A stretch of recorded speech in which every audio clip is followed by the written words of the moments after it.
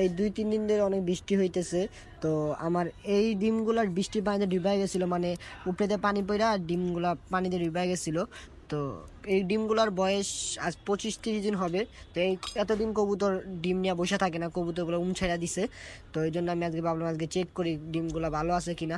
তো আমার জানা মতে এগুলা ভালো নেই, এগুলো নষ্ট হয়ে গেছে, এই যে এটা নষ্ট হয়ে গেছে ডিম। তো আরেকটা আছে। তো এইখানে ব্লাড জাতীয় কিছু দেখানো যাবে না, না হলে ভিডিওটা ব্যান করে দিতে পারে। তো ওই যে আরেকটা ডিম আছে ওটা চেক করি।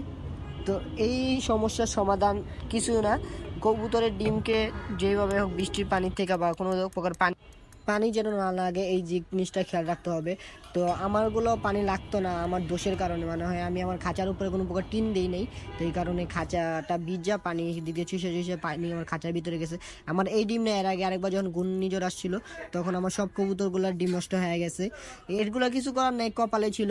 তো এই ডিমগুলোও নষ্ট হয়েছে সেম একই কারণে। আমি কবুতরটা মানে খাঁচাগুলো খুলে থয়ে গেছিলাম, বৃষ্টি আসছিল, আমি ছাদে এসে আস্তে আস্তে দেখি এই জায়গার ভিতরে পানি পড়া একদম ডুবাই গেছে পানি নিচে, এগুলোর উপরে কবুতর দিতেছিল পানির উপরেই।